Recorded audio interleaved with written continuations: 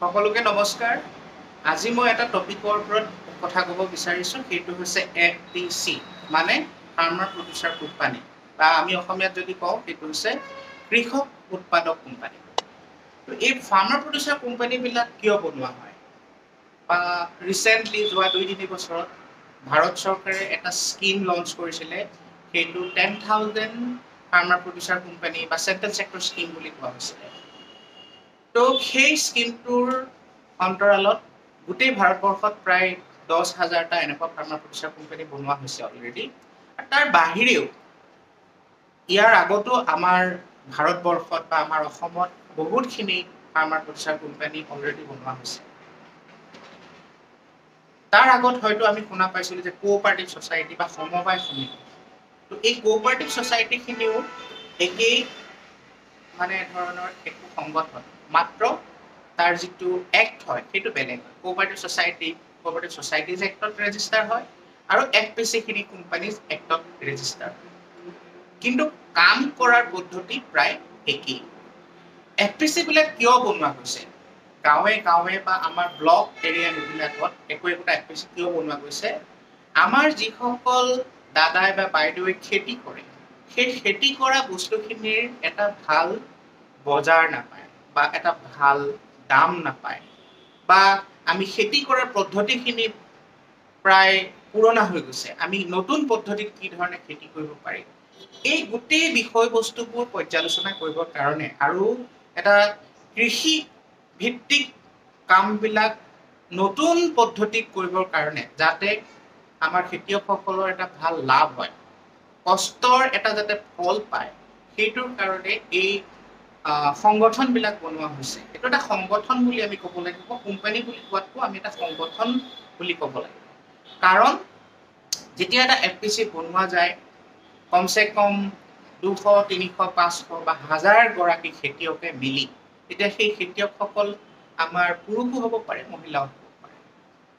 তো গতিকে আমাৰ খেতিয়কসকলে মিলি যিহেতু এই ব্যৱসায়খিনিত অংশীদাৰ ল'ব, তো তেতিয়াহ'লে সেই FPCটো আগবাঢ়ি যাব। তো FPC এটা বনাবলৈ হ'লে আমি জানো যে তাত ডাইৰেক্টৰ লাগিব কেইগৰাকীমান প্ৰমোটাৰ লাগিব। তো কোম্পানীটো এটা ৰেজিষ্টাৰ হৈ যায়, FPCটো ৰেজিষ্টাৰ হৈ যায়। তো ৰেজিষ্টাৰ হোৱাৰ পিছত আমাৰ বিভিন্ন ধৰণৰ কাম কাজবিলাক আৰম্ভ হয়। আটাইতকৈ মুখ্য কাম হৈছে আমাৰ যিসকল ফাৰ্মাৰ, তেওঁলোকে যিহেতু এটা শ্বেয়াৰ মানি দিব লাগে কোম্পানীটোত বা FPCটোত। তো শ্বেয়াৰ মানি দিয়াৰ মানে সেই কোম্পানীটোৰ তেওঁলোক মালিক হয়। তো এটা FPCত হয়তো 200 গৰাকী, 500 গৰাকী বা 1000 গৰাকী খেতিয়ক থাকিব পাৰে। তো তেওঁলোকৰ এইটো এটা নিজৰ সংগঠন হৈ যায়, যিহেতু তেওঁলোকে এটা শ্বেয়াৰ মানি দিয়ে। শ্বেয়াৰ মানি মানে কি? মালিকী স্বত্ব। এইটো বাহিৰৰ কাৰো বেলেগৰ FPC বা বেলেগৰ কোম্পানী নহয়। যি পইচা দি কোম্পানীটোত এটা অংশীদাৰিত্ব বা শ্বেয়াৰ এটা লৈছে কামখিনি আগবঢ়াই নিবৰ কাৰণে, তো সেই কনচেপ্টত FPC বিলাক বনোৱা হৈছে। আমি যদি চাওঁ, আমাৰ অসমতো হয়তো এনেকুৱা প্ৰায় বহুত FPC আছে।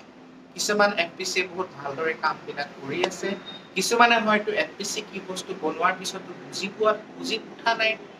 তো আমি হয়তো বুজি লৈ যদি কামখিনি সঁচাকে আগবাঢ়ি যাওঁ, আমাৰ FPC খিনিয়ে যদি ভাল এটা স্কেলত কাম কৰিব পাৰে, তো সেই অঞ্চলটো বা সেই ফাৰ্মাৰখিনিৰ, খেতিয়কসকলৰ এটা ভাল ইনকম বা সেই অঞ্চলটোৰে এটা ভাল বিকাশ হোৱাৰ চান্স আছে। মই কিয় কৈছো, আমাৰ এই যে FPC কনচেপ্টটো আহিছে, এইটো পুৰণা কনচেপ্ট। এইটো ইউৰোপত এটা মনড্ৰেগন বুলি অৰ্গেনাইজেশ্যনে স্পেইনত এটা কোঅপাৰেটিভ মুভমেণ্ট ষ্টাৰ্ট কৰিছিলে।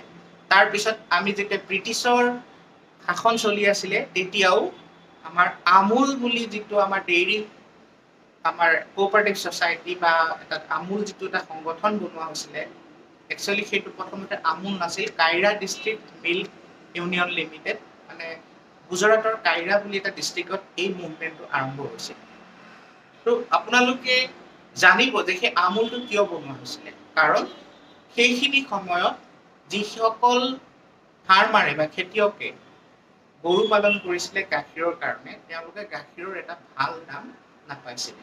মিডল মেনসকলে গাখীৰৰ দামটো বেছিকে নিদিছিলে, বেছিকে লাভ সেই মিডল মেনখিনিৰ হৈছিলে। ঠিক তেনেদৰে আমি যদি চাওঁ আমাৰ বিভিন্ন খেতি পদ্ধতিবিলাকত আমাৰ অসমত মানুহে হয়তো ধান খেতি বহুতেই কৰে বা মাকৈ খেতি আজিকালি কৰিব ধৰিছে বা বিভিন্ন ধৰণৰ শাক পাচলিৰো খেতি কৰিছে, গাহৰি পালন, ছাগলী পালন বা মুৰ্গী পালন, বিভিন্ন ধৰণৰ গতিবিধিৰ লগত আমাৰ গ্ৰাম্য অঞ্চলৰ খেতিয়কসকল জড়িত হৈছে। গতিকে এই বিভিন্ন ধৰণৰ খেতিৰ যিখিনি মানে কথা বা যিখিনি ফাৰ্মিঙৰ কথা, সেইখিনি আমি কমাৰ্চিয়েল লেভেলত কেনেকৈ কৰিব পাৰোঁ, চিষ্টেমেটিক লেভেলত কেনেকৈ কৰিব পাৰোঁ, তো এটা FPC বনালে সেইখিনি অলপ সহজ হয়। কাৰণ FPC বনোৱাৰ লগে লগে এখন বোৰ্ড আহি যায়, গভাৰ্ণিং বোৰ্ড বা বোৰ্ড অফ ডাইৰেক্টৰ্ছ কিছুমান থাকে। সেই বোৰ্ড অফ ডাইৰেক্টৰ্ছ সকলে মিলি প্ৰত্যেক সপ্তাহত বা প্ৰত্যেক মাহত কিছুমান ডিচিশ্যন লয় যে আমি কোনটো ডিৰেকশ্যনত গৈ আছোঁ, আমাৰ গাঁৱত খেতিয়কসকলে ভালদৰে খেতি কৰিছে নে নাই, খেতি কৰিলে তেওঁলোকক ভালদৰে বীজখিনি কেনেদৰে আনি দিব পাৰি, ভালদৰে সাৰখিনি কেনেদৰে আনি দিব পাৰি, বা কোনোবাই যদি গাহৰি পালনৰ ক্ষেত্ৰত FPC খুলিছে, তো গাহৰি পালনৰ কাৰণে তেওঁলোকক যিখিনি দানাৰ প্ৰয়োজন বা সেইখিনি ক'ত পাব, কেনেধৰণে গাহৰিখিনি পালন কৰিলে তেওঁলোকৰ প্ৰফিট বেছি হ'ব, চাফ চিকুণতাখিনি কেনেকৈ ৰাখিব লাগে, ভেকচিনেশ্যন কেনেকৈ কৰিব লাগে, কি কি দিশত ধ্যান দিব লাগে, কেতিয়া পেলুৰ দৰৱ দিব লাগে বা ডিৱৰ্মিং কৰিব লাগে। তো লাইফষ্টক আৰু এগ্ৰিকালচাৰ মানে ক্ৰপ প্ৰডাকশ্যন দুটা কমপ্লিমেণ্টাৰী, এটাৰ লগত আনটো জড়িত হৈ থকা একোটা এক্টিভিটি। গতিকে এই গোটেই দিশখিনি একোটা FPCয়ে আগবঢ়াই নিব পাৰে। আৰু সঁচাকৈ যদি খেতিৰ যিখিনি কাৰ্য সেইখিনি যদি আমাৰ গ্ৰাম্যাঞ্চলৰ খেতিয়কসকলে বা কৃষকসকলে যদি চিৰিয়াছলি লয়, সেইটো যদি কমাৰ্চিয়েলি হিচাপে কৰিবলৈ আগবাঢ়ি আহে, তেতিয়াহ'লে তেওঁলোকে এখন ভাল বজাৰ দখল কৰিবলৈ সক্ষম হ'ব।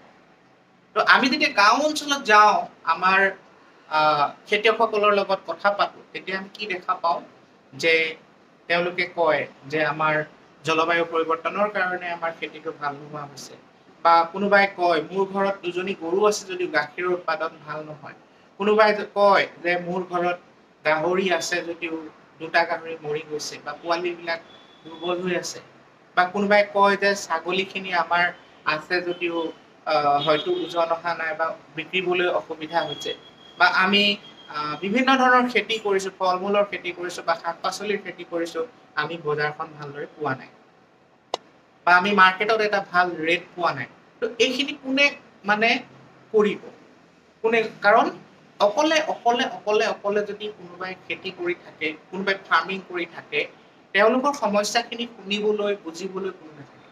কিন্তু যদি এটা FPC বনোৱা যায়, তেওঁলোকৰ এখন যেতিয়া গভাৰ্ণিং বোৰ্ড বনোৱা যায়, তো গভাৰ্ণিং বোৰ্ডে কেইজনমান ভাল কাম কৰা মানুহক যদি ৰাখে, তো তেওঁলোকে বিভিন্ন ধৰণৰ কাম কাজৰ ওপৰত কাম কৰিব পাৰিব আৰু চৰকাৰৰ বিভিন্ন অফিচৰ লগত যোগাযোগ কৰি agriculture department, veterinary department, horticulture department এখেতসকলৰ লগত সহযোগ কৰি বা বজাৰৰ বিভিন্ন কোম্পানীৰ লগত যোগাযোগ কৰি বস্তুখিনি এটা ভাল দাম পাবলৈ সক্ষম হ'ব।